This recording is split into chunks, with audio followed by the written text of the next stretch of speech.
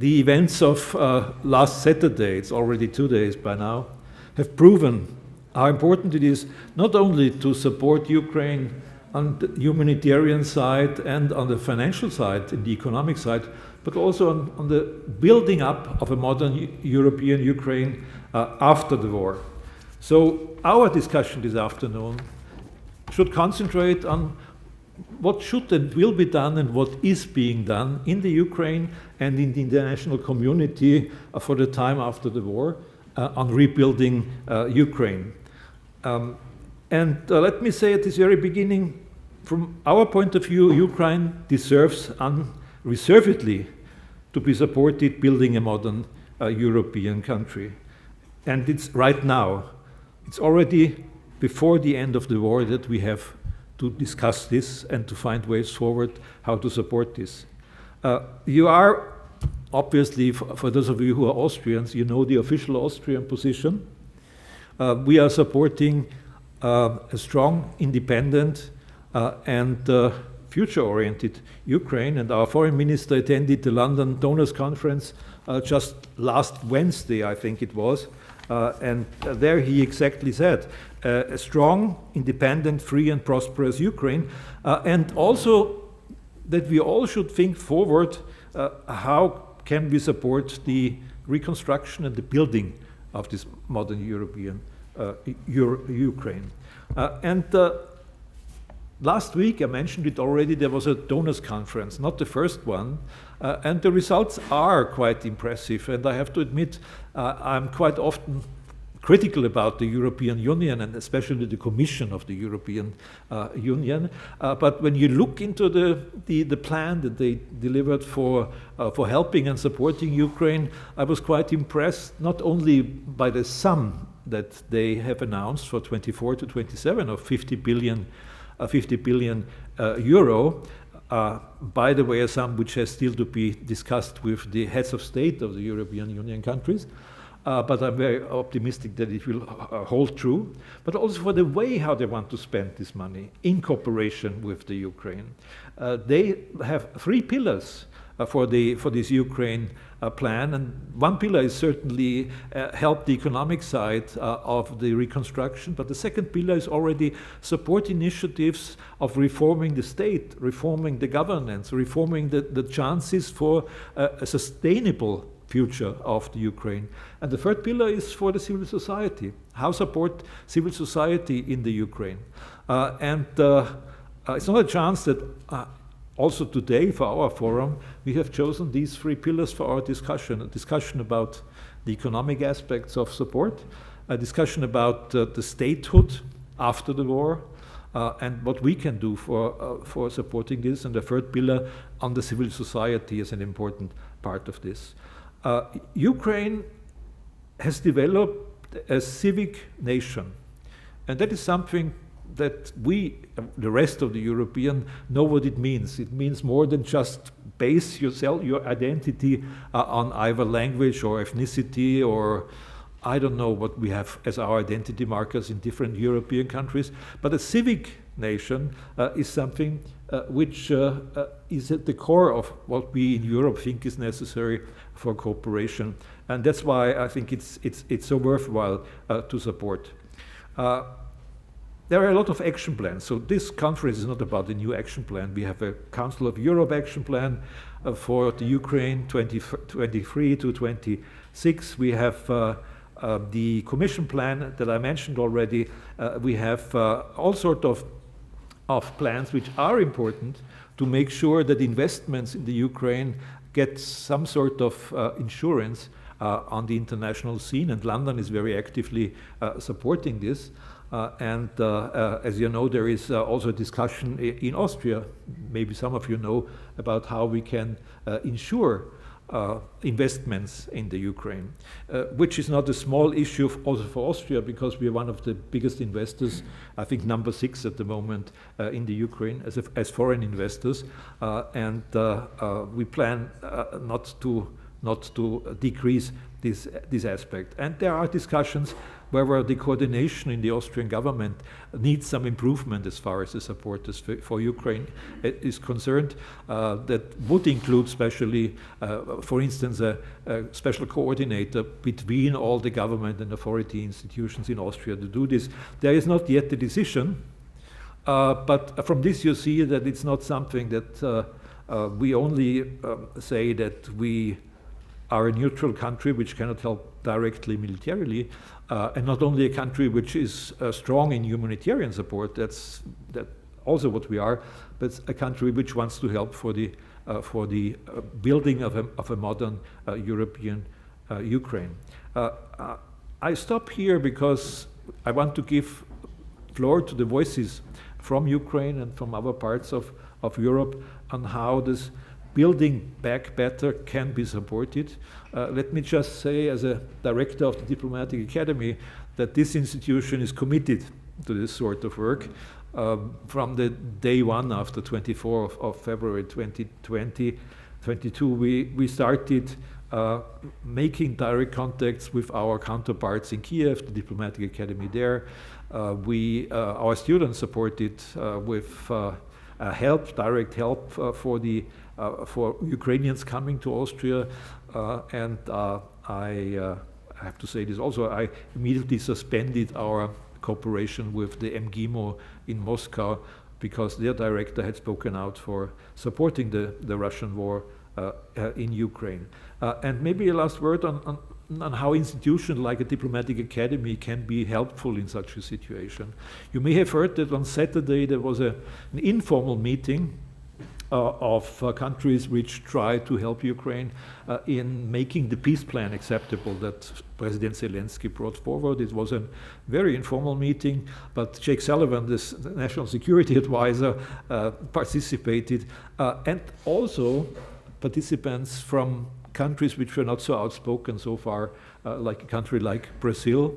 And the representative from Brazil, the foreign policy advisor of President Lula, is an alumnus of the Diplomatic Academy, a proud alumnus, one of our members of the Hall of Fame of this academy, and he was former foreign minister and minister of defense.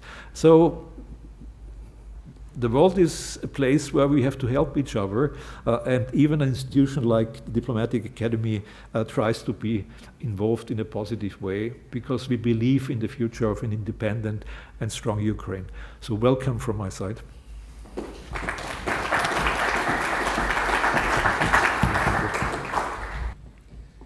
Ladies and gentlemen, thank you very much for joining. A warm welcome also from my side. My name is Alfred Praus. I'm the co-organizer, or some people say even main organizer of this event. I have been living in Ukraine for 16 years, came to Vienna, my home city, because of the war, beginning of March last year. And I love Ukraine, and I had found it after a long industrial career up to board level of international groups. Wagner Bureau, I was able to successfully restructure 20 years ago. Now it's not existing anymore, but 18 years later that happened. I founded the Ukrainian-Austrian Association in 2017 as a bilateral platform for business, economy, but at the same time for culture, because there are a lot of cultural things in common between Ukraine and Austria, and not only with Western Ukraine, which was part of the Austro-Hungarian monarchy, but also with other areas of Ukraine. That would go too far if I go into detail. And thirdly, civil society. I'm also a member of an Ukrainian NGO in civil society, and a colleague of mine from Ukraine will be speaker in the last panel on civil society today. So this for Ukrainian-Austrian Association, so it is, it's coming from the heart that I wanted to organize this holistic forum, holistic as Ambassador Emil Brix has put it. It's not only economy, it's the structure of state and communities, especially when the war regime will hopefully be over as soon as possible, and civil society. Without that, Ukraine would not be where it is today. And without a civil society, a strong civil society, Ukraine will not really develop. That has been seen at least since 2014, when Crimea was occupied by the Russians. Okay, not to go too much into details, to stay more or less in line with the schedule, I will accompany this forum as a so to say overarching moderator, and we will have 3 panels as Ambassador Emil Brix has stated. After that we will have a short cultural interludium with soloist of National Opera Susanna Chachoyan being accompanied, and I will tell that later, by an international pianist. And last not least, please, let me thank the Federation of Austrian Industries, the Austrian Chamber of Commerce, Advantage Austria, and the Vienna Insurance Group for their financial support, which made it possible to make this conference. And I don't know if she is here already. Vienna Insurance Group will even send, or there will be Liane Hirner, member of the board of directors. I don't know her. Here she is. Nice to see you. Welcome. Thank you very much. And from the other 2 supporting members, or say supporting institutions, we have speakers today. And this is Mr. Michael Löwy from the Federation of Austrian Industries. He will be in the panel just now. And from the Austrian Chamber of Commerce, also in the first panel, Advantage Austria, it's the commercial delegate, or how you say in English? Austrian Trade Commissioner Gabriele Haselsberger. So let us start. Thank you very much. If there is anything, if there are questions, I will be there until kind of last ditcher, until the last people leave. Thank you very much, and I do hope we will have a successful forum. Thank you.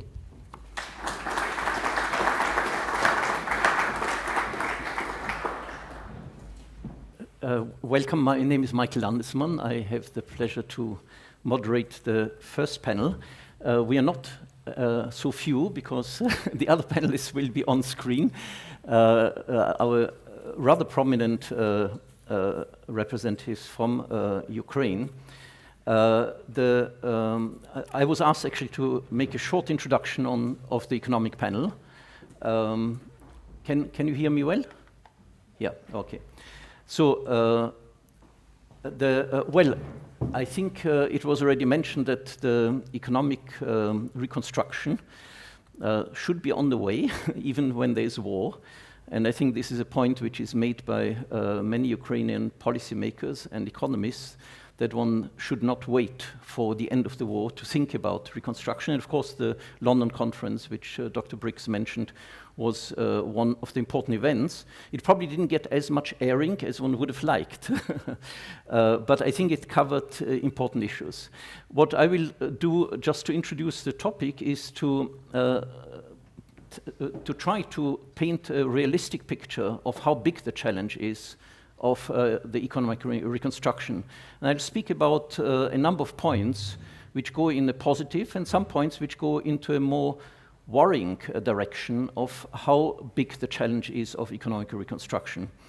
Let me start with the positive points. Well, one is, of course, that the Ukraine has become a candidate country of accession, And this is extremely important.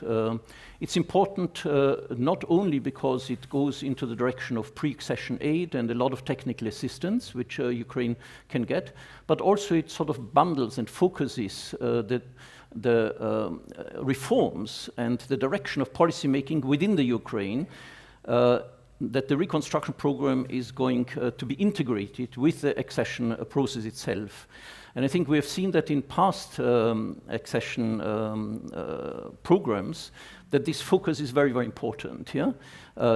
Also, the various power structures within the Ukraine are bundled in this direction of achieving this aim. And of course, one would like this accession process to be more successful than the one we have experienced with the Western Balkan countries, and I'll come back to that because it is one of the worrying elements which we might want to talk and discuss.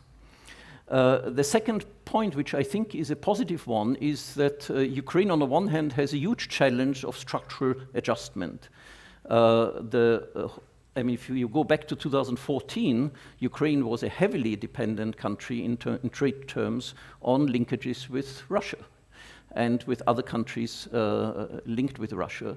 Now, the 2014 situation has broken that, and a rather dramatic change in trade relationships has happened, relatively successfully happened, the orientation of trade towards the EU, and also the beginning of production linkages, especially in the western regions of the Ukraine, where there is a lot of potential of following more or less the pattern which other Central Eastern European countries had to get tightly integrated with businesses which are interested to use the potential of Ukraine to develop economic linkages. And of course, we come back to that FDI plays an extremely important role. But there's another area of structural adjustment, which is the regional adjustment. I mean, the war, of course, starting already in 2014, has led to an area which used to be the industrial heartland of the Ukraine, the eastern regions, to become a dysfunctional part of the Ukrainian economy, and continues to be. It is, of course, the regional area which is most affected by the fighting, by the destruction, by the depopulation which is going on dramatically in the eastern regions, not only the ones which are occupied or which are directly in fighting, but even neighboring regions. So this issue has led already to a regional reorientation towards regions which were not necessarily the heartland of economic activity in the past, but of course will require in economic reconstruction very strong attention. And I think the reconstruction program will have to deal quite differently with the regional dimensions of the Ukraine.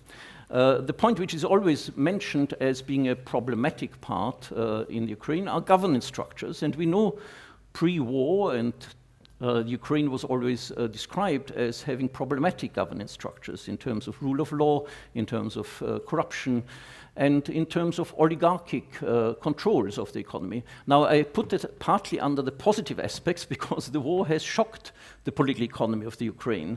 The strongest positions of oligarchs were in the east, actually, because that's where you had the strongest economic assets of these oligarchs. So one can see, of course, that of course, the Ukrainian colleagues will, if they are willing to do that, will talk more about it. But obviously, the Ukraine will come out of this situation with a much stronger position of the presidency, and therefore potentially of a more centralized governance structure, although the Ukraine also prides itself of having been very successful in decentralization of where local governments and local authorities play a role. The fourth point is probably the most important one, is that we have examples of very successful reconstruction and catching up, which are many of the Central Eastern European economies, which are basically a success story in the European economy. And I think if you think about the underlying forces, the Ukraine has a lot of potential to follow that sort of pattern. It starts off with rather low wage levels, but with a relatively skilled population, with potential for very fast, potentially fast productivity catching up, and as I mentioned, because of its geographic position, of a potential to link up very well with the emerging economic linkages across that part of Europe. Now, there are, of course, many conditions which have to be fulfilled to to exploit this potential. Now let me come to some of the negative or problematic issues, which I'm not saying because I'm pessimistic, but I think they have to be confronted and dealt with. Probably the most important one is the demographic shock. I mean, the Ukraine went through a dramatic demographic shock, and this comes on top of a trend which happened before the war.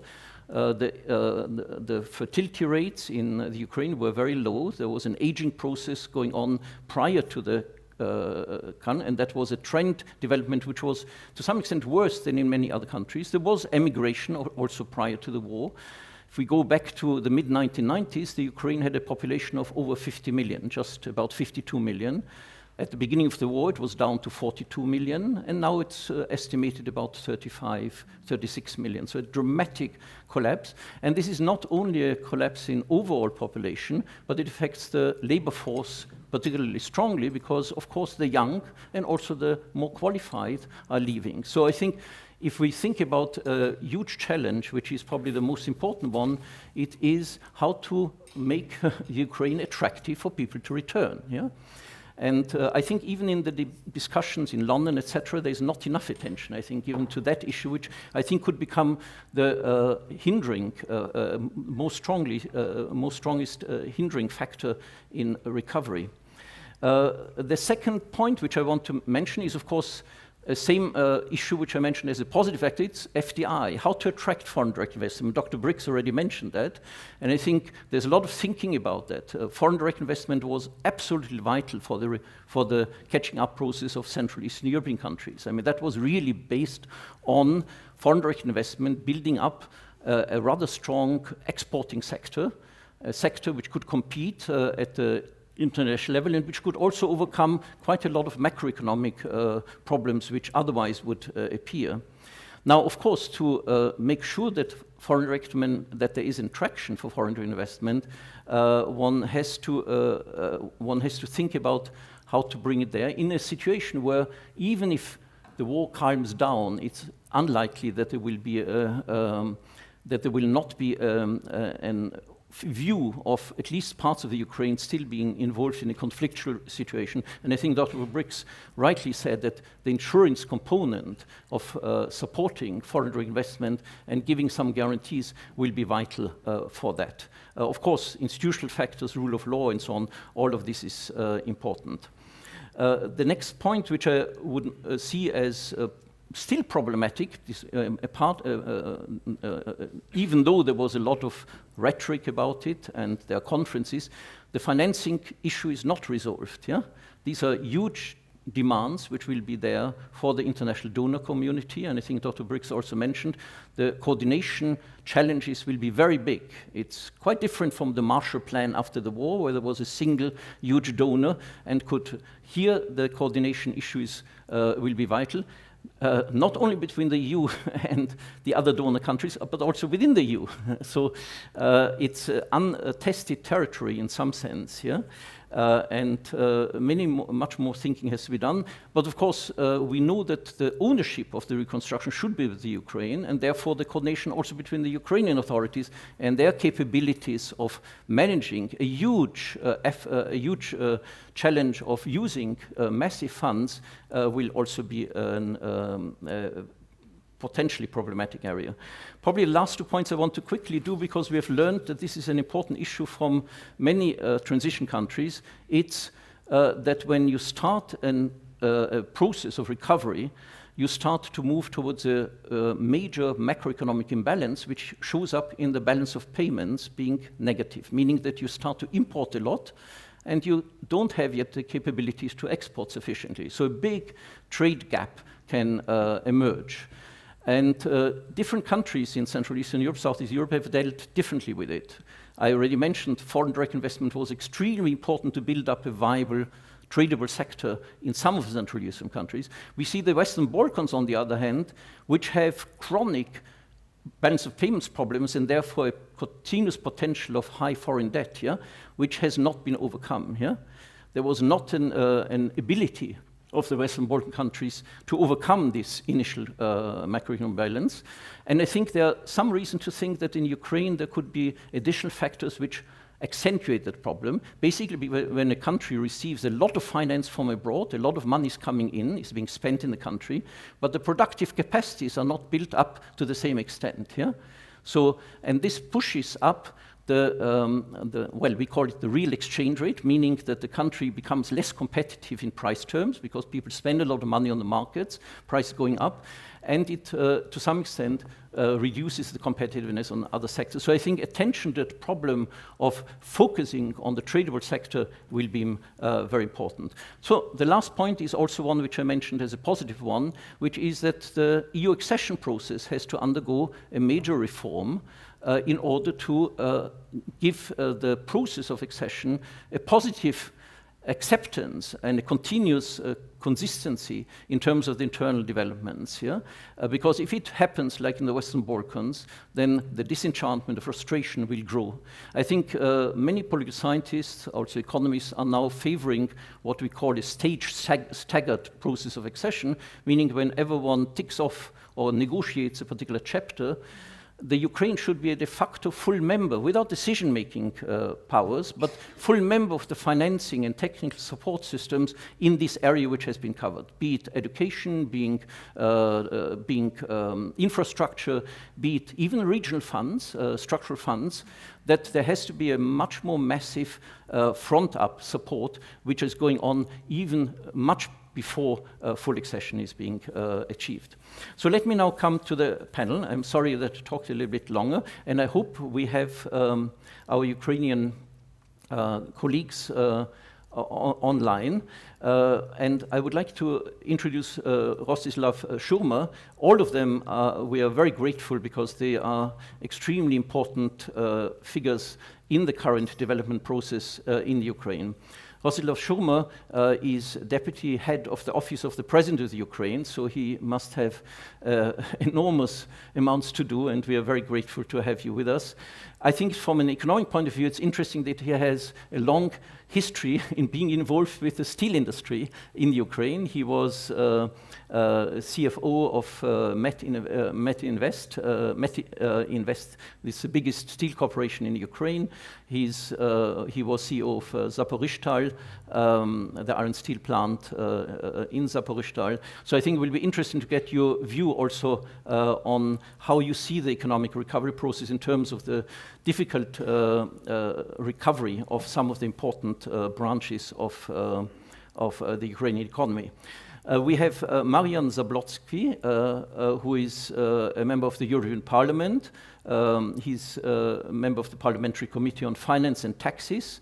Also, again, interesting from an economic point of view because he's deputy head of the Ukrainian-Austrian Association. We know that agriculture, food processing is an extremely important and very successful and competitive part of the Ukrainian economy, which will play and is already playing a very important role.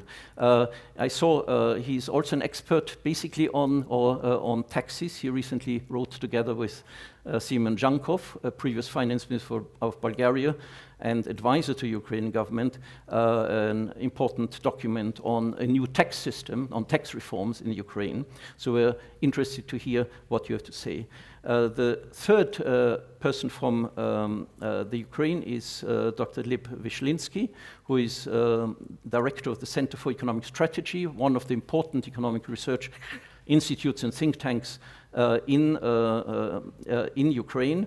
We have had the pleasure at the Vienna Institute for International Economic Studies to interact with you on a number of occasions. Before that, he worked at GfK Ukraine and was also at another institute, deputy director, the Institute Center for Policy Studies. So to my left is Gabriele Haselsberger. She was already shortly introduced, so I'll keep short. Head of Advantage Austria, which is a branch of the Austrian Chamber of Commerce, and is living in Kiev since 2008. So 18, sorry. And before that has been in a similar function in in Istanbul, Belgrade, and Brussels. Michael Löwy, who many of you will be acquainted with, is the head of the International Relations section at the Federation of Austrian Industries. So the way we proceed is that there will be initial statements by, we start with the Ukrainian colleagues, Rostyslav Shurma. I hope you can hear us well, and we look very much forward to it, and thank you very much for the very scarce time you have for these sort of occasions. Sorry, one word. Professor Michael Landesmann, long-term scientific director of the Vienna Institute for International Studies and one of the real connoisseurs of Ukraine in economy matters, because he has written quite a few high-level articles, etc., about economy Ukraine. Thank you. Thank you very much. So, thank you. So, Mr. Shurma, please. Thank you very much. Good afternoon to everybody. I'll go directly to the point. So, in fact, I think there is no sense to focus on the matter of rebuilding what was destroyed. It is important to focus where the strong fundamentals are and what Ukraine can offer to the European Union and to the big countries. What are the natural competitive advantage for Ukraine, and where the real foreign direct investments will come. We are, sorry to say so, but we are lucky that the time has matched up with the big industrial transition. And if you look practically at any industry, it doesn't make any sense to rebuild what was before. It doesn't make any sense to locate where it was before. Specifically, if we speak about the Donbass and the steel industry at Donbass, it was located there because there were huge deposits of coal there that was traditionally used in the steel. But now with the transition to the green steel, you don't need coal and coke anymore in the production process. So there is no logic absolutely of locating the new steel facilities in Donbass. You should locate them either on the market or at the deposits of the iron ore. So that's why, while designing the target structure of the Ukrainian economy, we try to critically understand what really Ukraine can offer to the European Union. And we have identified a couple of segments. The first one, and perhaps the biggest one, might be the energy one. The strong fundamentals are there because the Europe will be gradually phasing out the fossil fuels and the fossil fuels from Russia, and these enormous amounts of energy, more than 3,000 terawatt hours. And the electricity equivalent. The Europe will continue to electrify a lot of segments like the mobility, like the heating, and you just need more need green power for this. And for the green power, you need the land.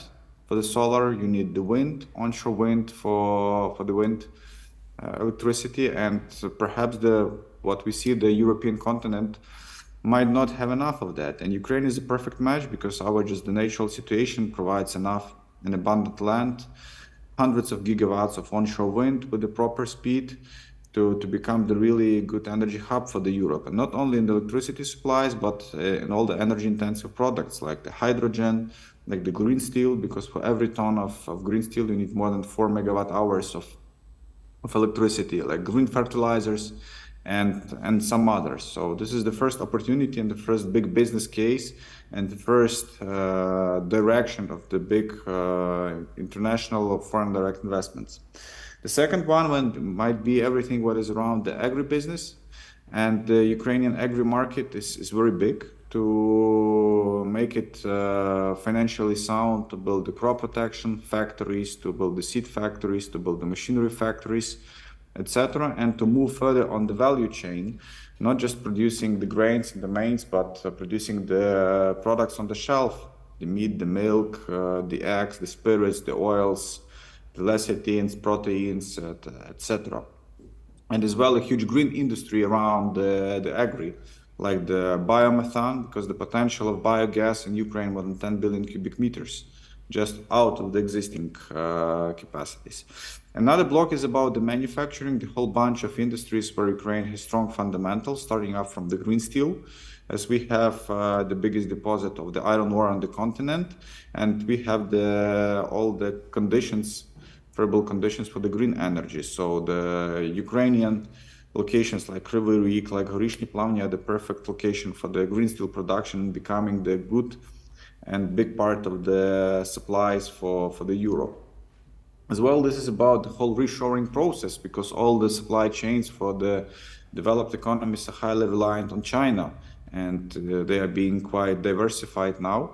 And Ukraine might be a very good place to locate many of the industries, machinery, chemical industries, wood processing industries, and many, many others.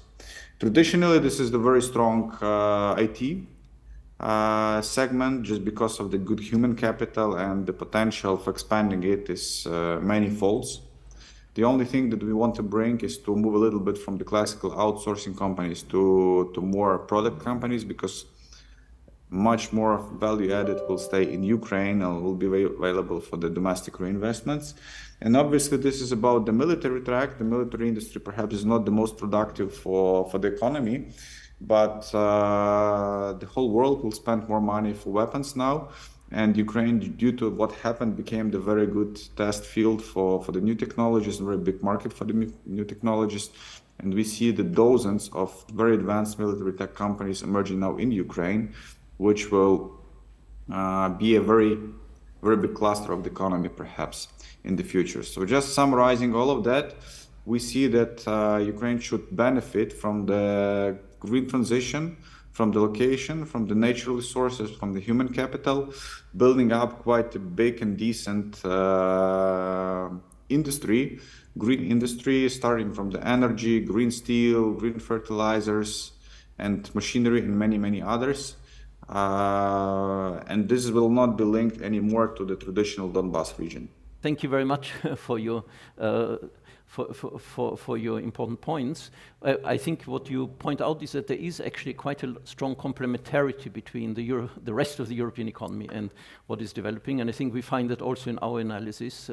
As you say, the contribution to the Green Deal in Europe could be a very important part. Of course, agriculture, food processing. There we saw some frictions also, which might generate and have to be tackled in some way. It's almost too competitive for some of the producers in Europe, but of course, overall, the European economy will benefit a lot. I think you pointed out that in manufacturing, there is a potential also, especially because of these nearshoring tendencies, which I think the European economy is supposed to move on. And as you mentioned, the IT industry is really a major success story, even more successful than in many other of the Central European countries, which have also moved along there. I think the one problem we might have is that it's linked with the migration issue, that one hopes that not too many IT experts have left or might not return to the UN. But even if they are abroad, they might help in business contexts. And finally, you mentioned the military industry, which I think Ukraine also in the past was an important industry to participate. Mr. Shurma, will you stay online for a while with us?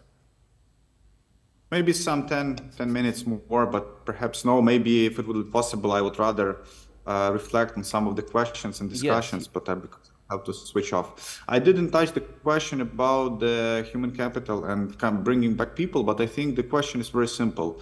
The people will come there where there is the perspective, where there is a drive, where there is economic activity. And if you are all together successful in building up this vision that I've discussed, this is about the enormous opportunities for labor force, for the entrepreneurs, for the people who are just workers, and for all other segments. And it will itself bring back basically people. And obviously this cannot come through without the real security guarantees and about the real accession to the European markets and European economy.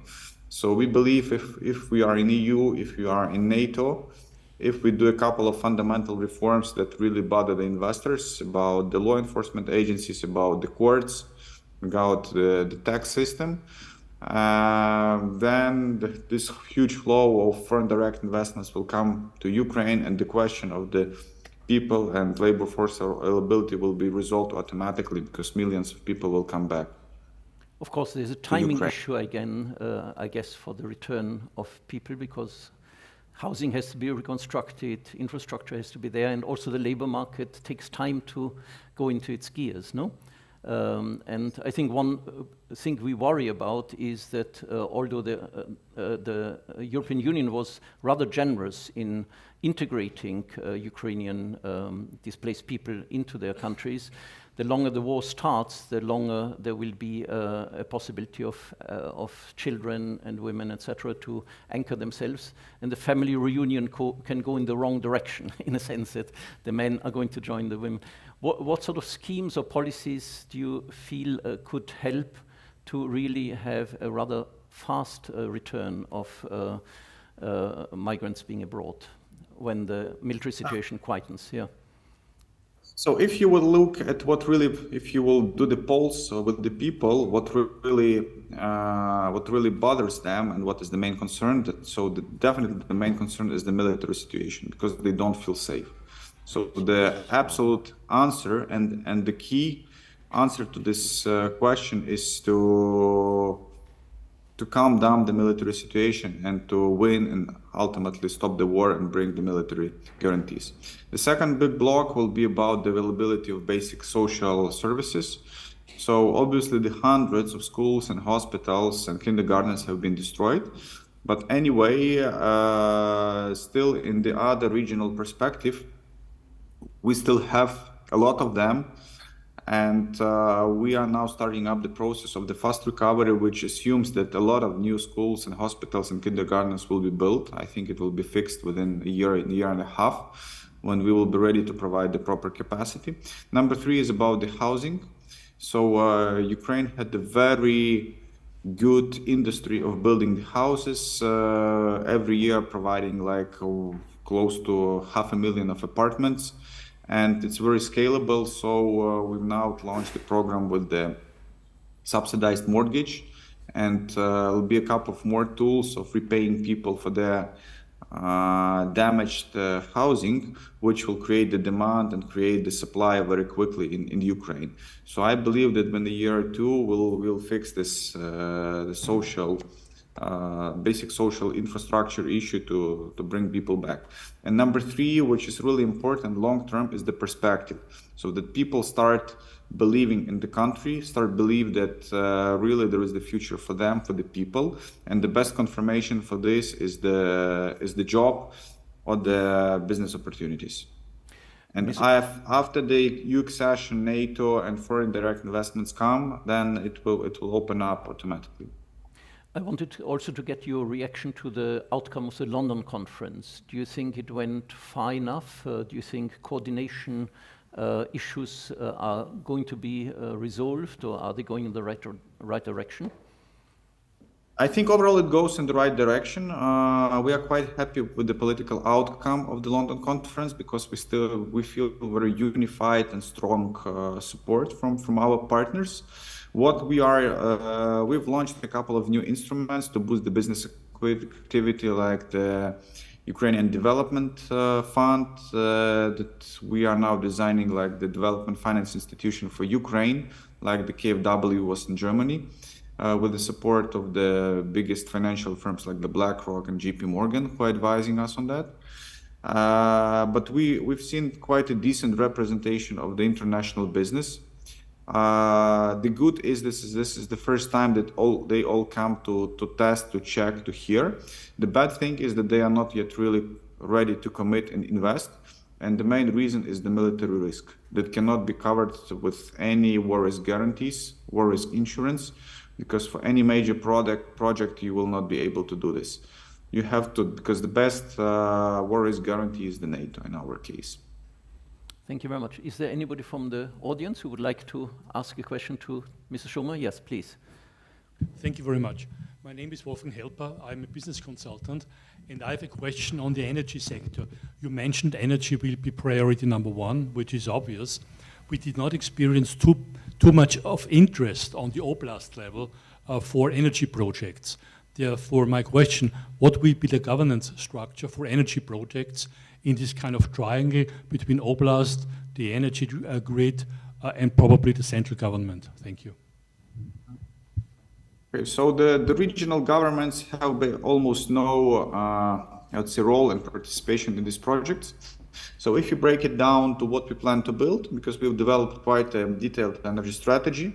So the biggest part of it will be classical renewables, solar and wind and the storages, a bit of nuclear and a bit of hydro. So nuclear and hydro will be government-led with the national champions maybe considering putting the other partners in the equity or just the loan financing, buying the technologies. For the renewables, we see it as the pure and free market. And what we're gonna do, we're gonna simplify the land designation change so that basically it's quite easy to acquire any agri land, convert it to the energy land as a site. The second, we plan to issue the law which will substantially simplify the connection to the grid.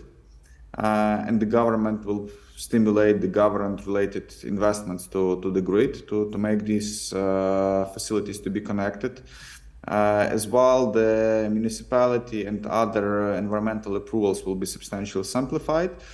And obviously, the government will build the connection, interconnectors to Europe to provide the demand and the market for the new facilities. So just summarizing the answer, we see it as the free market with the obvious natural stimulus, where the role of the regional governments is close to zero, and the role of the central government will be about the rules.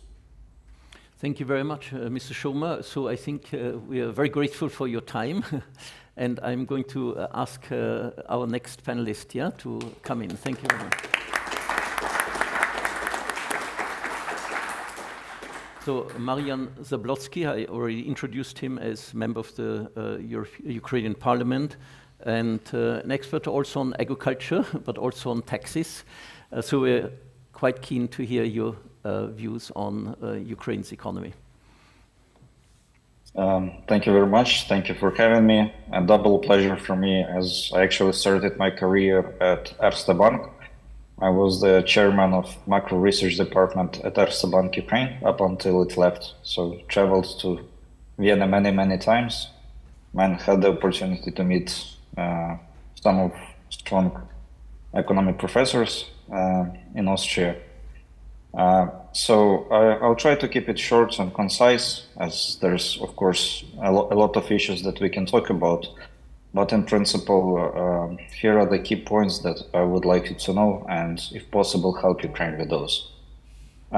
So first, and the biggest one, we are extremely grateful for all the aid that European Union is providing to Ukraine. Of course, among those are the Austrian taxpayers.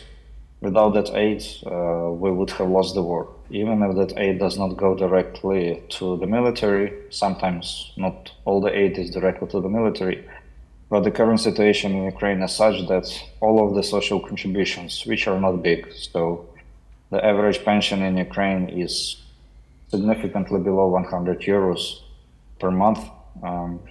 Other social contributions, teacher salaries, doctor salaries, they are largely and almost entirely financed by foreign aid, roughly 50% of which is split between the United States and EU. So that is currently our survival mode, and unfortunately it cannot be any other way. A lot of industries have stopped and will not recover up until war ends. For example, construction. Of course, nothing's gonna happen. Now, just 2 days ago, a rocket hit an apartment building just right next to my apartment building. Of course, when people see that, the willingness to buy apartments is down to zero. So, of course, no new construction activities, no new investment activities, and this is the mode of the economy that we will currently be at, and we will not survive without foreign subsidies. But on the other hand, no foreign subsidies can create a strong Ukrainian economy. Marshall Plan, although it was quite good, statistically it accounted only for 3% of post-war European GDP. So while it has this name and an image that Europe was largely rebuilt by the Marshall Plan, it was almost entirely done by internal resources. And when we talk about Ukraine, there are no subsidies in the world that can rebuild not just the destroyed part of the country, And remember that Ukraine is having between 10 to 60,000 shells fired on our territory every day, causing huge damage. It's also about bringing ourselves, the economy, to European level. And unfortunately, currently, the GDP per capita in Ukraine is more than 10 times lower to that of Austria. So in order for us to develop, we need to rely on internal resources. For that, we need reforms, free market reforms, that can make our country powerful. For that, freedom, we need free trade with the European Union. Despite having a free trade agreement with the EU, unfortunately, our trade is not really free. You can check that out very closely if you go to Ukrainian border.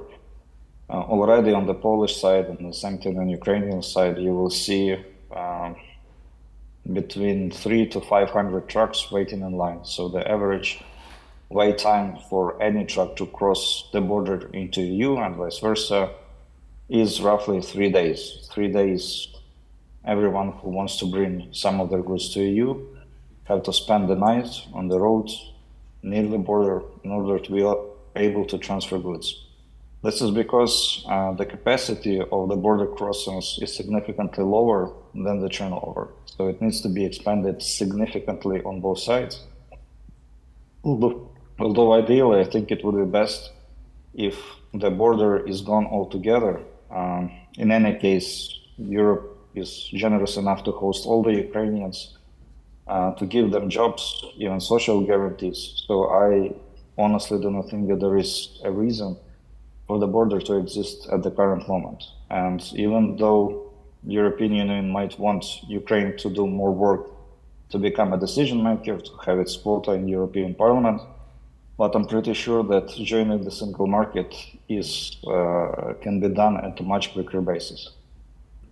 With that, again, we are extremely grateful for Europe's donations, but when it came down to agricultural exports, the one thing that we are really good at it and very competitive, again, you're seeing that Ukrainian agriculture produce is banned in all neighboring countries that border Ukraine, which really significantly hurts our agricultural sector. And in my opinion, is very difficult to explain. Of course, Ukraine is competitive, that's why our grain is competitive. So it may hurt some of the farmers, but on the other hand, cheap grain really promotes the meat production in the EU, it promotes other industries. So we would really like to see a commitment to free trade relate to all the industries, and where they are tested the most is where Ukraine is competitive. Unfortunately, the test has been failed. With that regard, there will be for our post-war reconstruction, and there will be a lot of talk about subsidies for Ukraine. We think that one of the best ways to develop is internal resources, and for that we need to make reforms. One of the key reforms that me and Rostyslav are developing is the tax reform. We want to implement a flat tax system like it is in Bulgaria, the one that was chaired by the current chairman of the IMF, Ms. Kristalina. We believe that without being competitive and giving competitive tax rates, nothing will happen.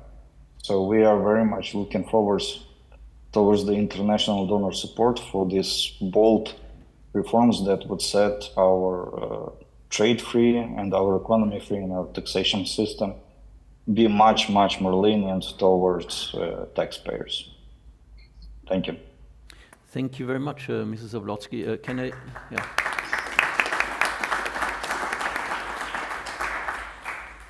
Well, you already pointed out that as we move towards more concrete issues of negotiations with the EU, certain conflict situations might arise and different interests emerge. By the way, it might also be in the area of migration, because there's a labor shortage in many European countries, and especially for qualified, there's very high competition. while of course from the Ukrainian side there's an interest to bring back as many people as possible. And you pointed out of course on agriculture and food processing, on food products, there might be quite difficult negotiations and adjustments on the European side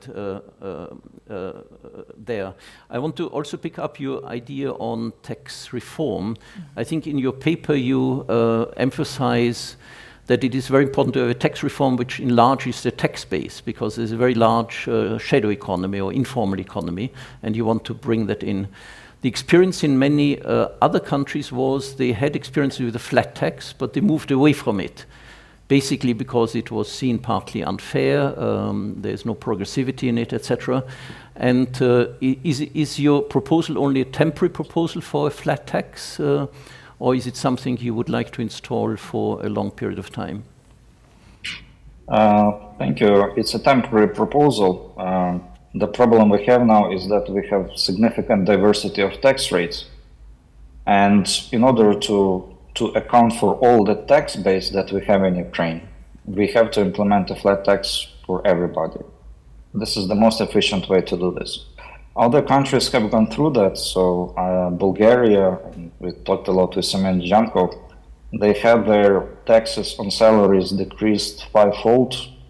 They did several-fold decrease on corporate profit tax rate, and still the nominal incomes to their budget were going up. So with Semyon Jankov, when we were discussing, he said that elasticity, so the lowering of the tax rates towards recovering the tax base was threefold. And this is the biggest problem we have right now. I don't understand the tax system in EU, but unfortunately it is not good as a starting point.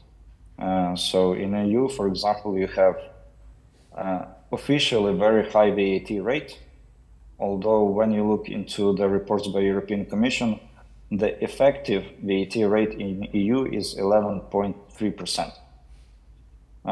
It's very close to that of Ukraine. The problem is that if in our tax system we implement 20 plus something rate for this, then 3% for sugar, then 5% for restaurants, etc., we will be facing massive amounts of frauds and scams, like it is even in EU right now. So I know that organized crime in EU much more favors just with stealing VAT than when it does with just selling drugs, because much less punishment and much more gain. In order to revert to state zero, after which we can implement a more progressive tax system, we need something very simple that everybody can get on board with, and that will be a starting point. Thank you very much, Mr. Zaborowski. Can you stay with us for the rest of the panel discussion? Most likely, yes, but definitely for the next 10-15 minutes. Thank you. Then I'll leave some questions to the audience afterwards. Let me come to Lib Wyszynski, a colleague of ours as well. Thank you for being with us. So I think I leave to you which topics you want to cover in your introductory statement. Yeah, hello. Thank you for inviting. I want to speak to more extent about resources for recovery.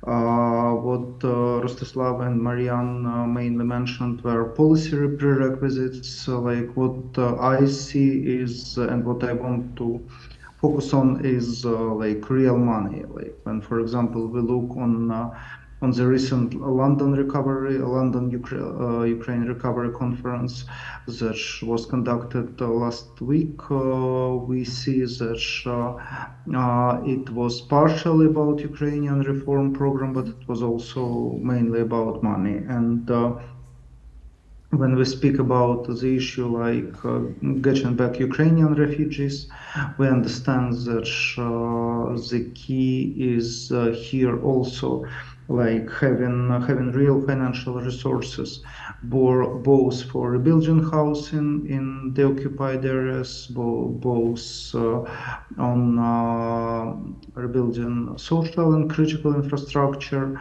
but certainly it is also like creating jobs, and it is also like real money. Like this money is could be split into public investment and private investment. Like for example, when we come back to this idea of Ukraine Recovery Conference, UK government planned to speak a lot about attraction private investment, but like then what we saw there was real understanding that like public money should underpin private involvement, not vice versa. So like in terms of private, in terms of public money, the key to now winning the war for Ukraine to win the war, and also like to have needed funding for the first period of peace is certainly covering budget deficit. We understand such there are different estimates. Like for example, IMF estimated needs external financing needs for Ukraine at $115 billion for the 4 years. European Commission estimated total budget and the recovery needs for 4 years and at 110, but we still have this money not covered. European Commission committed last week at providing 50 billion euros, which is 45% of total needs for budget and recovery spending. And for recovery, it is even more complicated, as at least we see covering budget deficit this year. This year, it is already covered in full in terms of commitments of our allies, approximately $43 billion are expected to come this year in form of grants and loans, and we wanted to have more grants, but even some significant portion of the loans that are provided by the European Union, they are interest free and long term, but for the coming years, we have only partial coverage. As for recovery, we do not have our needs covered for this year yet. We already are in the mid 2023, and of $14 billion that were estimated by the World Bank as fast recovery needs, that in fact means exactly rebuilding critical infrastructure, housing in the occupied areas, and social infrastructure. These 14 billions that were estimated by the World Bank are currently covered only in half in terms of real funding. So we also on this stage are practically stopping thinking about this hundreds of billions of dollars that are of full Ukraine recovery needs, and we need to go back to the total estimates that was done by the World Bank in its rapid damage and needs assessment, and it is over $400 billion. And the only figure that is comparable to this figure is the figure of the sum of assets of the central bank Russia that are currently frozen.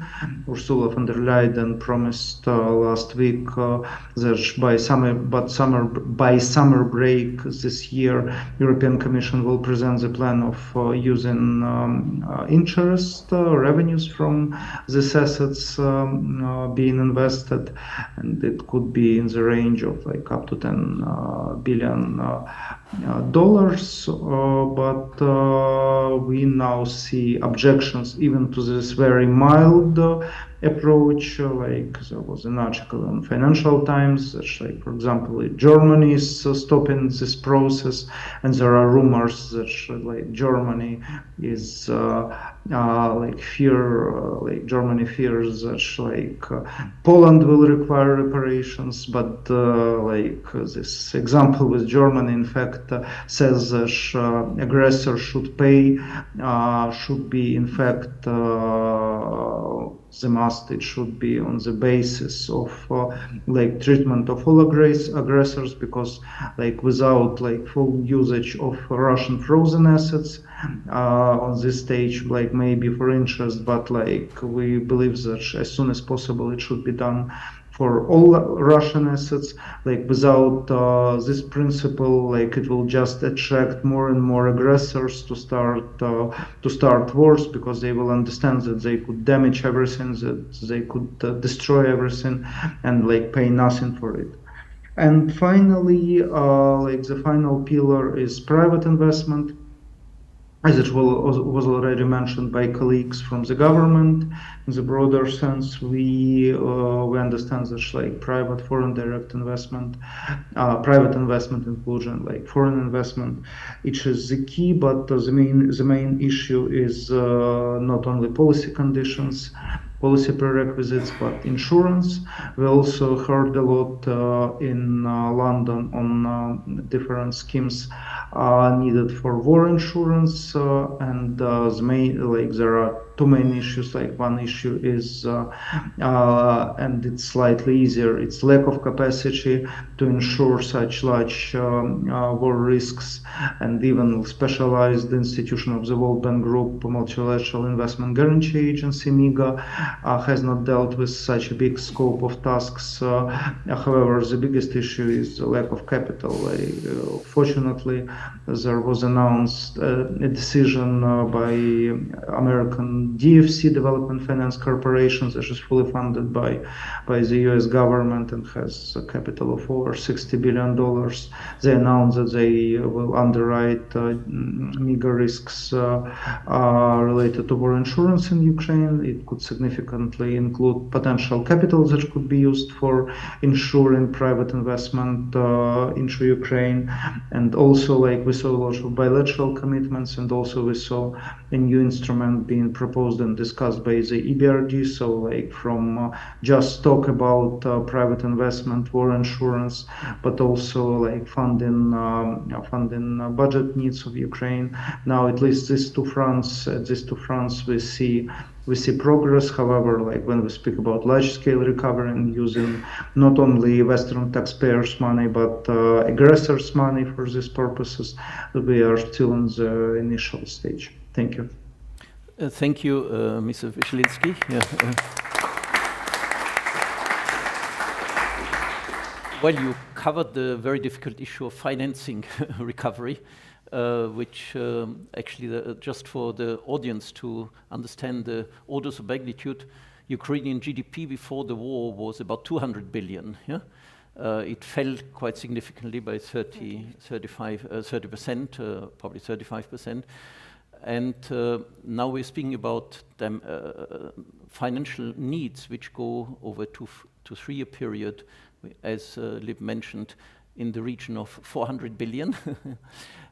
So I think it's an exceptional injection, actually, of necessary money. But of course, Lib was mentioning that it is supposed to be composed of public and private funding. But we know that private investment is highly dependent, especially in the early phase, on front-loaded public support, reconstruction of infrastructure, the return issues, housing, the enormous needs for the health system here, the reintegration of the soldiers, invalidity, etc. here. And of course, so one issue, of course, could be the absorption capacity here, and how to monitor and organize sufficient programs which need the interaction and cooperation between internal agents and external supports. Yeah, so I think this is a huge program. the issue also linked with it, as you mentioned, is the division between grants and loans, because one fear which people have is that the debt level, the public debt level, will rise quite significantly, and there's a worry about sustainability of such debt. So even if one gives loans, at some point there has to be debt relief, yeah? So some of the debt will be, again, distinguished. And while there is a lot of commitment at the moment, we don't know how it will play out when it comes to concrete delivery of money and the relative conflictual situation which different donors might have in their own interest in that. So I think this is a huge, still unresolved issue. And I think you mentioned, you also mentioned that this issue about using Russian frozen assets, there's a big debate about it. It looks much more, let's say, limited now what realistically might emerge from it. So in the end, it will be the large share of it will have to be delivered by, especially by the European Union, and we can see even their responses currently in the negotiations by the net paying countries here in the EU, how prepared they will be. I think I'll leave it probably to the audience to ask further questions on that issue. Lip, you will be able to stay with us for the rest of the discussion? Yes. Yeah, yes. okay, very good. So let me pass the, unless there is probably a question to Marian Zablotsky, who said he needed to leave a bit earlier. I have 3 comments for Mr. Zablotsky. Please. Hi, Marian. I'm Gabriele. I'm Austrian Commercial Councillor based in Kiev. So I represent around 200 companies who are based in Ukraine. And only recently we had a big meeting with those companies, and I want to convey 2 messages. The tax inspections, which apparently are going to happen again, it's a big question if they can be postponed, because our companies are struggling. They are doing their utmost to survive these difficult times. So that was one question. Second is if it would be possible to enhance a bit the dialogue between government decision-making people, authorities, and business associations, companies, to find maybe solutions that could be, good for both sides. And the third, very short remark, it's on the customs issue. Our companies, they suffer under the long queues very much because they produce in Ukraine for the export market. So I really hope that we can find a solution to that problem together with European Union and together with Austria, because we are all concerned by that issue. Thank you very much. That were my messages, and hope to see you soon in Kiev. Did you expect? Thank you. Thank you very much. I do have to disconnect some, but just to follow up on that and to be very open and non-diplomatic, personally, I am completely against the renewal of these tax checks, and I do not know whether you follow or not, but there are significant disagreements between myself and the chairman of my Finance and Tax Committee on these issues. He typically takes the fiscal hardline policy, which I disagree with wholeheartedly. And I do fully understand what you say, because even under the most recent surveys, when companies were asked what is the biggest hurdle to further development or whether you face problems, no agency was above 12% in terms of complaints from the businesses, but our tax authorities were at historic 65%. So I have huge issues with that, and principal ideological disagreements within our team on that issue. And that's why we are trying to focus on this tax reform to resolve this issue. Thank you. There was a question from the audience, yeah. Thanks a lot. My name is Günther Fehlinger. It's wonderful news, the 10% flat tax in Ukraine, and I'm optimistic now the recovery will be very successful. My question is now about the European Customs Union. When we are already paying 40 billion euros for Ukraine, why don't we integrate Ukraine fully in the European Customs Union immediately, open the borders in Poland and Hungary, and of course not Poland and Romania with Ukraine, and allow the movement of goods and people much more easily, because you are our ally, we support you, we want you to win, and then we block you at our border. And my question is now, who is responsible for this mess at the Polish-Ukrainian border? Is it the EU protectionism, or is it the Ukrainian unwillingness to open that border towards the EU? Openly, sorry, I can answer that. Openly speaking, it's the EU unwillingness to open borders, because our capacity to pass trucks through is significantly higher and willingness is much higher. Unfortunately, it does not make sense, because once you pass the truck, it's been stopped on the Polish or other border, and there you have standards that you have to have this number of employees to pass this number of trucks, etc. I think that we can enter customs union immediately. There are the only other two countries that we border not from European Union are Belarus and Russia. Maybe there have been issues before that. First we need to secure the borders, but now they are over secured. If anyone comes over the border, he will be shot at. That's the biggest protection you can ever have. And in terms of freedom of movement of people, it's already there. You're already accepting Ukrainians, and we are currently already discussing how do we get them back. So I think it could be done immediately, but unfortunately protectionism and significant lobby of business associations, farmers' unions in Europe prevents that currently, unfortunately. Anybody If else? yeah, I want to add on this, if possible. Like I fully agree with Marianne on his comments, except maybe one. Like I fully agree that European Union should offer free movement of goods and labor and free movements of people as fast as possible, because like in fact each is there on temporary basis, and in line with the EU candidacy status for Ukraine, this temporary basis should be continued till the official accession of Ukraine into the EU. However, like if with the labor, it is more or less like politically okay now, but like with goods, as Marianne mentioned, it is more complicated. I think that like there should be a very intensive debate, very intensive discussions with all business stakeholders in the European Union, because in fact, like yes, Ukraine could compete with some producers. However, Ukraine integrates perfectly well in the puzzle of European value chain, like the same way as Poland was and other Central European countries were very good in integration, like closing like the gap between commodity and commodity goods and high-end processed goods produced by well-developed economies of the Western Europe. Like the same could be said now about Ukraine after Central European countries received more investment and are able to move together with Western European countries into like this higher part of value chain. So I believe that there should be more work done with business associations, so that like those that are interested in receiving Ukraine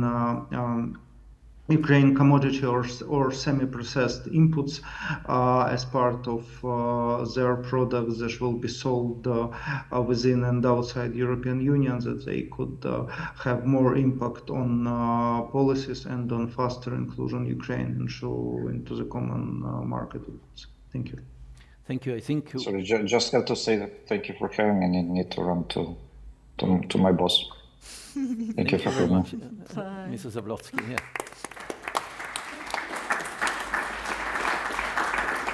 So let me bring in Dr. Löwy, who you have to probably just here. Dr. Löwy also has another commitment soon, so I hope you can be here with us for 10 minutes. Sure, thank you so much. First of all, I really think it is a good initiative. It was said that we are supporting it. So why are we supporting it? For all the reasons why we are probably all here together. Thank you for taking the initiative also as an organization. We know each other for some while already.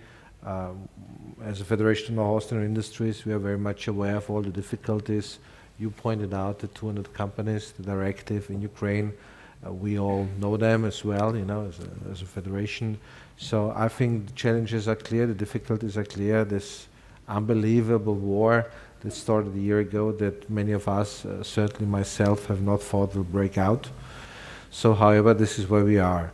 And from our point of view, these initiatives also, like today, though we may not, you know, do a lot of good things to get more money or whatever together to raise it, but it is important to raise awareness and to keep awareness. Awareness maybe must not be raised, okay, that's might be true, but I think to keep awareness about what's going on in this part of the world.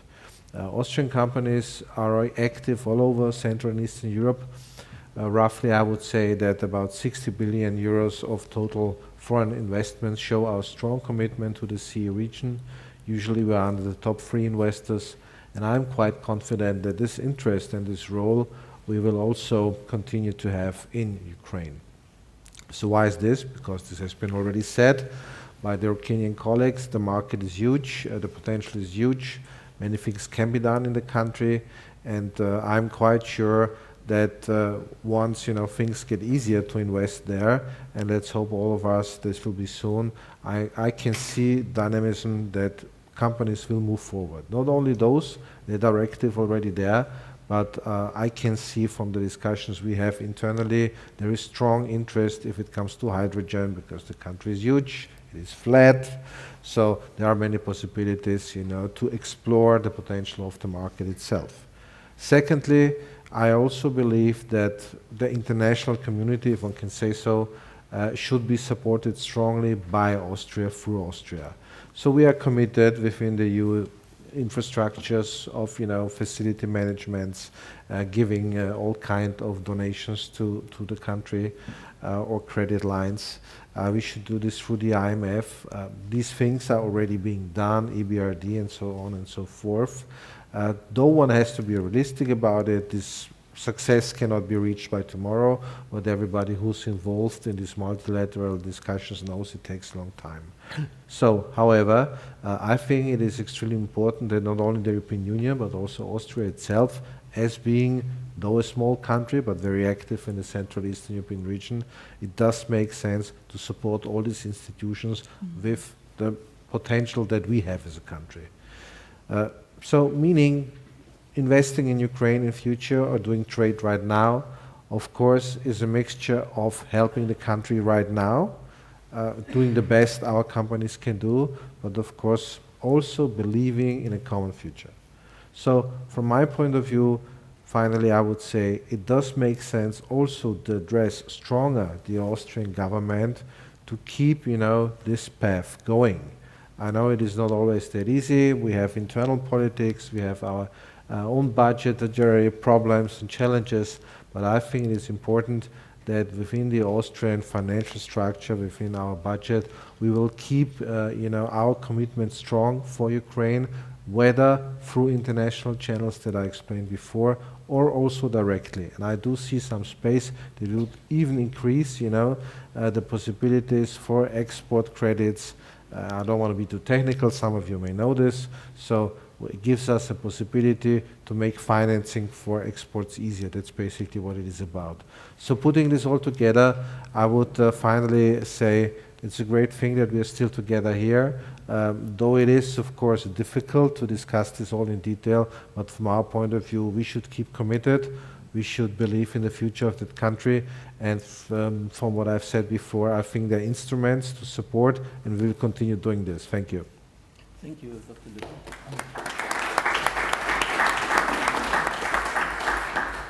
Can you outline some of the areas?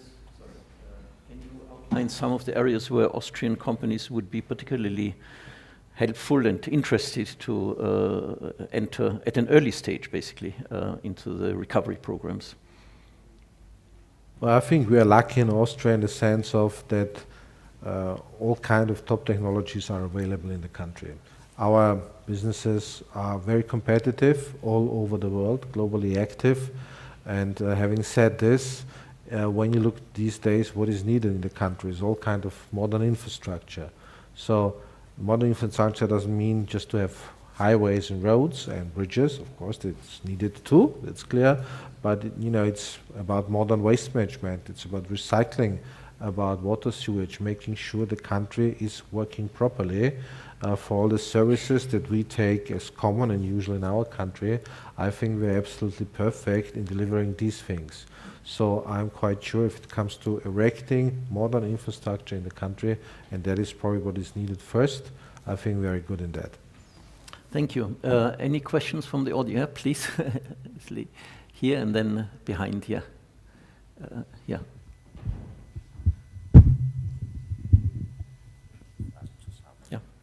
No, the lady first. It's an interesting, complicated system with a microphone. My name is Lisa Yasko, a member of Ukraine Parliament. You said a phrase, we will start investing as soon as it becomes easier. Of course, I'm aware that the main risks, that there is war going on, who is going to take the insurance, but I would like if you could answer this question of what would it mean when it's easier? And also whether there is something happening also from the Austrian government side to provide some risks protection for that and insurance. Thank you. Krachenberg, formerly a commercial councillor as well. And I don't know if Mr. Wyszynski is still on, otherwise the question goes to Gabriele Haselsberger. It's about the conditions of energy supply for local business as well as for FDI. What conditions are there? We all know that there was a centralized system for electricity, for heating, and then all the missile attacks came, and Ukraine was very happy and lucky to have a warm winter, but the next winter may not be as warm again. So what is done in the meanwhile to decentralize and to make it safer that there is an energy supply? Thank you. Thank you. While you listen carefully, obviously, I would come back to the first question. Well, what does it mean easier? I was on purpose rather general. Why? Because this is very subjective from the point of view of each company. So what you need as a company usually is a rule of law. You need political stability, and you want to make sure your business case pays off. So in these circumstances, it's not that easy to answer all over this country. So what I hear is that there are companies that are very, far in their plans to go into hydrogen, but what they need is the land for erecting something. So if they feel the land is under danger for obvious reasons, they cannot start doing that. So I would say easier can mean a lot of things. And you have to ask, of course, each sector, each company. We still have many companies in the country that are manufacturing under very difficult circumstances.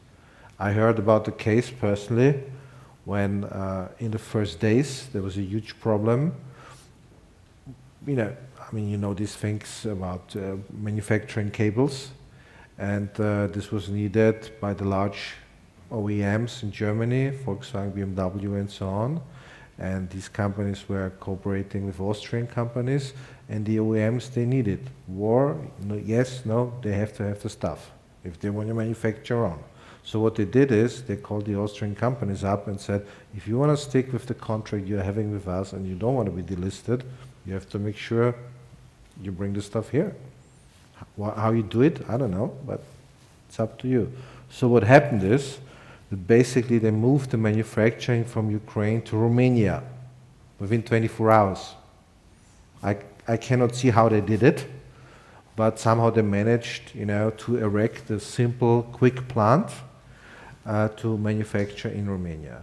So I think it really varies on what you want to do. If you want to just repair something, you want to rebuild something, you want to do new investments.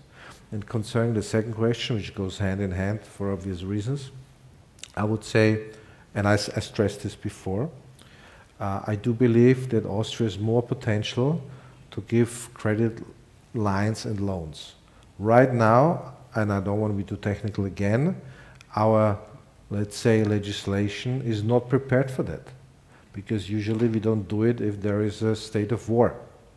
So also within our own country, we have a new situation about how supporting a country like Ukraine. Go through the European systems and multilateral systems. Yes, this is what we are doing. I do believe, again, repeating this, we can do more as a country ourselves. First we need to, let's say, have a new legislation, because then it might not be, giving credit lines, it might be grants at the end of the day. And grants meaning the money is gone. And somebody has to pay it, the taxpayer, as we all hear. And we have also other things that we want to pay. So it's a bit a more difficult issue, but I can assure you that we believe it's important and we're striking it. Maybe I just add just one sentence, because I'm in touch with potential investors. Now it's on, and I've been inviting such Austrian companies to come at least to Uzhhorod or to Lviv, and I suggested to pick them up with my car in Przemysl or in Krakow, but they are very much reluctant because they're just not allowed from their company policies to travel to Ukraine. And this, of course, would be the first step to come to the country, to visit partners, to speak to the authorities, to visit together land plots, and to get an impression what's going on. And this is not possible at the time being. And I think the moment this starts, and we do our best to bring companies, we just met in Löwy for a big forum, I see my friends back there, and I think the support by Ukrainian government is very much needed also to organize maybe official missions to the western part of Ukraine to show that life goes on, which is very hard to explain to the Austrian audience wherever I come. Nobody can imagine that everything is going on. And if you are in Lviv especially, you see construction sites everywhere, workers and projects being done, and this is what I would like to show, but of course we have the security risk, so this makes everything much harder. Is this something you wanted to come back? Yeah, if possible. Well, regarding the policies, then what can be done from the Austrian side? I mean, from the official policy side to change this. Okay, let's not say it's 100% safe, but if there is a policy that you should comply with, then of course no one will go. But if the policies is okay, you should understand the risks, but you can go, but please don't go to the far front.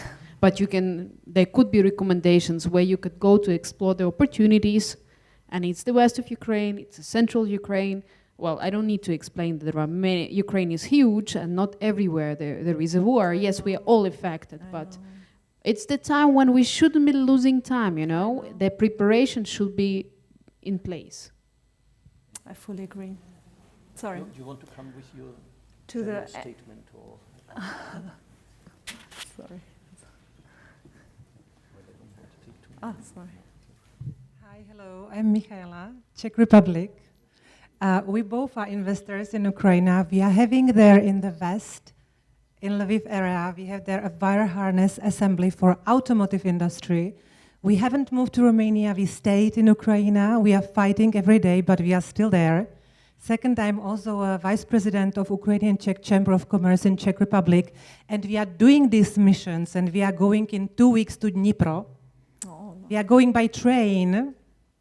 We will spend 5 nights in a train altogether, and we are going more than 30 investors there at the moment. So we hope that we will survive. Everything will be fine. And we have a stop at 3 or 4 cities, and everywhere we have a meeting with the local administration and with the B2B businesses, and this is amazing.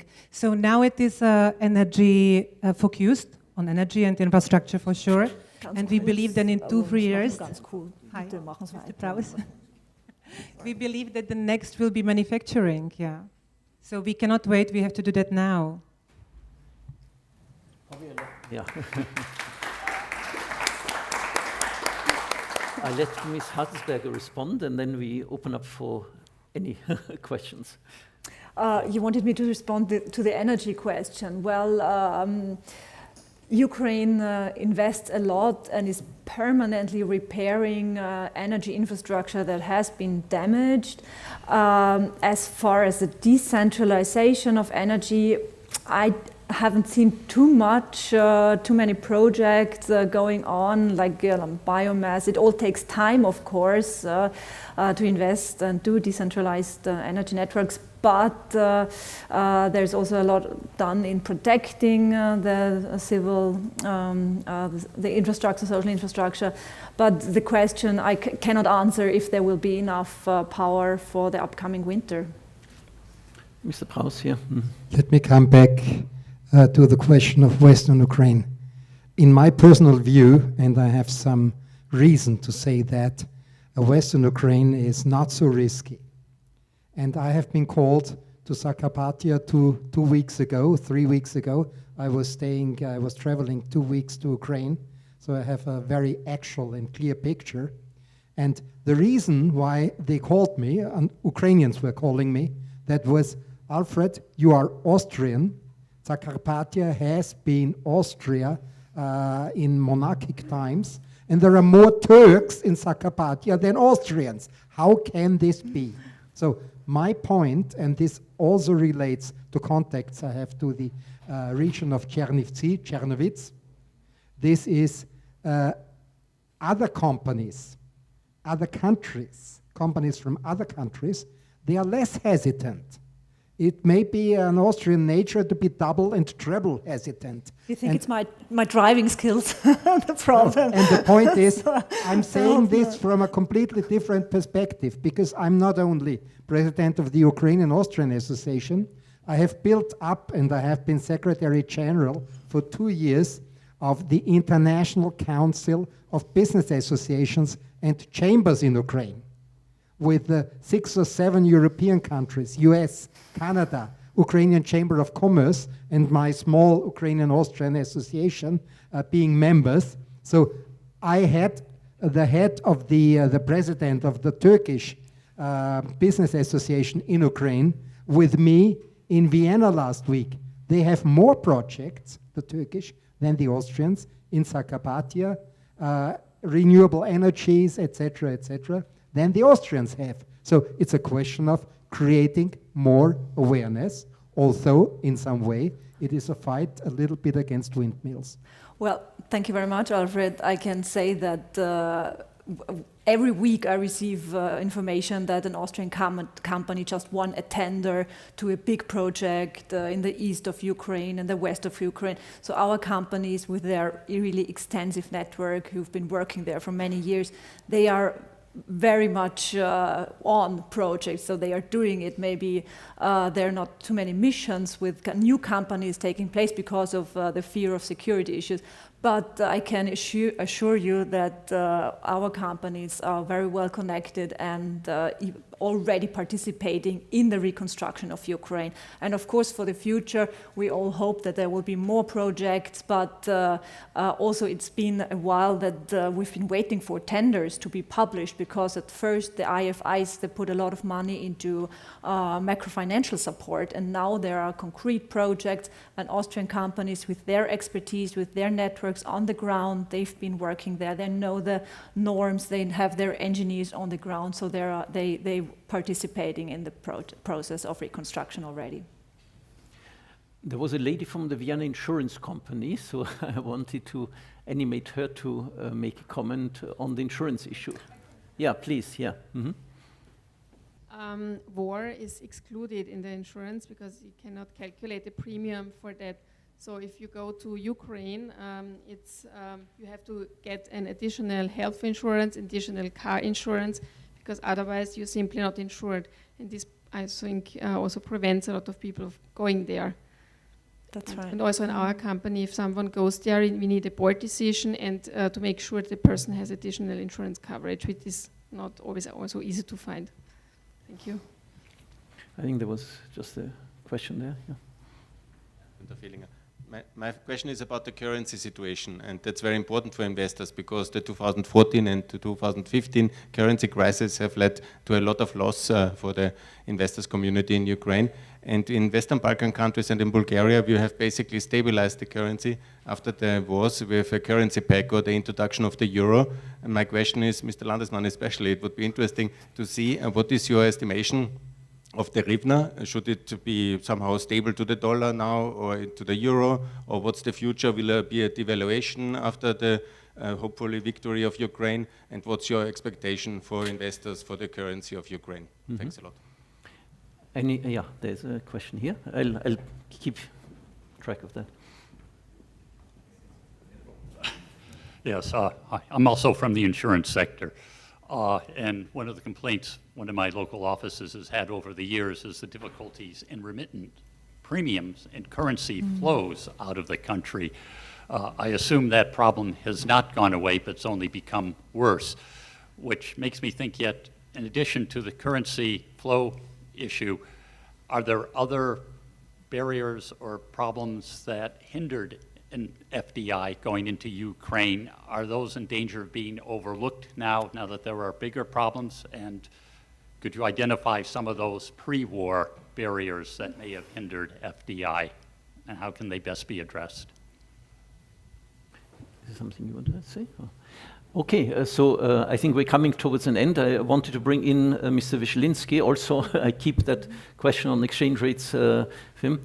Lib, are you still there? Not sure, yeah. Well, on the FDI issue, of course, there were problems before war started, and we are now talking of building a modern European Ukraine. This process has been going on for many years.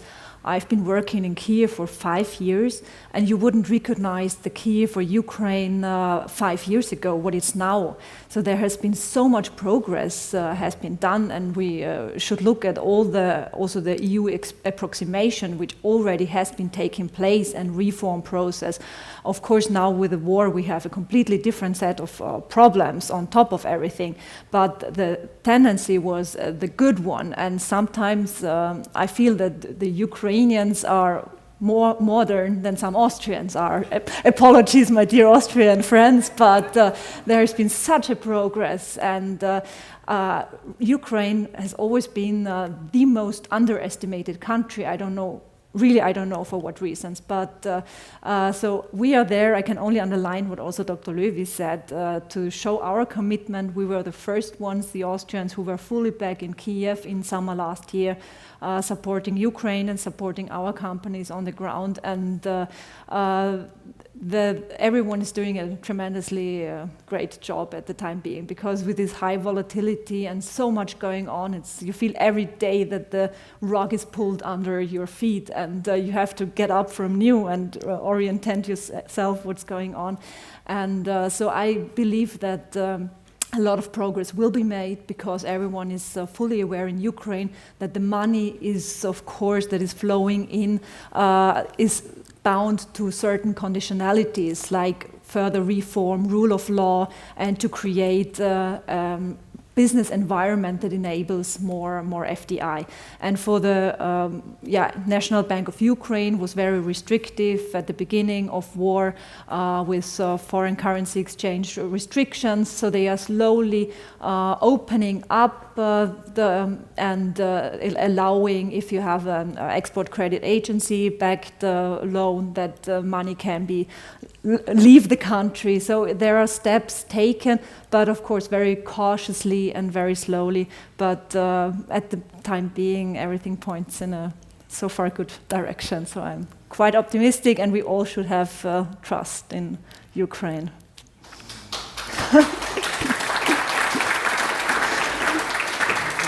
Well, this is a good final word, but let me still pick up a few points. So one is that we need endurance, yeah, and probably the endurance is even more needed from those countries outside Ukraine than from Ukraine, because Ukraine has no other option than having endurance. Exactly. Yeah? Exactly. And the positive side is that I think there were a number of very positive experiences. The government machinery has worked very well, actually, during a period when it was terribly under strain here. I think people expect, and I think whenever there was a lull in the fighting, the economic activity recovered quite well. Yeah? I think economists were pretty surprised. So there's a lot of entrepreneurship going on. On the issues which I feel will be a big long-term problem will be regional unbalanced development. Yeah? I think that will be a lasting legacy, and I think it will have to be tackled We know that the Western regions are quite on a good, in a good position, and I think they are geographically well placed also in relation to company interests, yeah, in there. But we cannot forget about other parts of the Ukraine which are under the risk of remaining a long-term problem of being depopulated, where you need a lot of public support to recover infrastructure, etc. There is also the issue which I raised initially, and I think it has to do a bit with the exchange rate issue, that Ukraine, like many other transition countries, will go through a lot of imbalances macroeconomically. Yeah? One could be the public finances, yeah, which are not assured because it's a game of power play basically between donors and the needs of the country here, and whether the money arrives in time to cover really the macroeconomic needs, which are needs also. And that, of course, is not a purely technical issue. It's an issue which affects the population in terms of paying pensions, getting teachers, getting health, etc. But the other macroeconomic problem is this issue of potentially having huge balance of payments problems, yeah, which many other countries had. If we go back to the transition countries, almost every one of them went through a series of exchange rate crises, yeah. They were not resolved for a long time, yeah. So monetary policy, exchange rate management is a very difficult issue in such periods when there are many remittances coming in, where people have purchasing power but production is not yet following up, when there's a lot of money coming in but you don't build up export. And I think some of the problems were also where private investments go in. If it goes mostly into real estate, yeah, or into distribution, it supports private consumption but doesn't support investment, yeah, and doesn't support export activity. So I think on the exchange rate side, it's we have learned a lot how to deal with it, but I think our institute is usually quite skeptical about premature pegging of an exchange rate, because usually it breaks down at some point, yeah. So one has to have some degree of flexibility to allow to counter trade imbalances which are taking place, and counteract it that the economy is not losing competitiveness. Yeah. So I think one should be prepared to some degree of volatility, which will accompany the recovery process of Ukraine. I think we also see that the politics of negotiations will not be a trivial one. We might have the feeling that normatively everything one should be as quickly as possible joining the EU, joining customs union.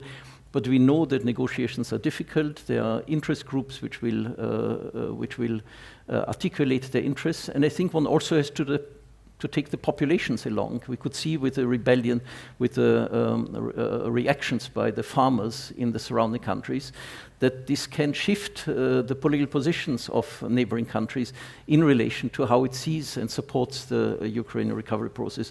It doesn't mean that one shouldn't push in a certain direction, but one shouldn't expect it to be an easy process. Yeah, well, I think let me end on a positive note. I think overall it's a very big country with a lot of potential, where I think the possibility of the European economy gaining enormously from the degree of complementarities in a number of areas which were pointed out: agriculture, food, new energy, IT, also military industry, yeah, which I think is part of the program which the EU also has in developing its own capacities in this area. And of course, as a possibility of shifting those production stages which have become less viable in transition countries, but has become very viable for the Ukraine, because Ukraine has a wage level which is about 1/3 of the Polish wage level at the moment. Yeah, so I think, and potentially the productivity levels could rise quite strongly. So I think there is, in principle, a possibility of quite strong spillovers of foreign investment activity into the Ukraine. So overall, we should be positive, optimistic about developments, and we do our best to support that process. So thank you very much for listening to this panel.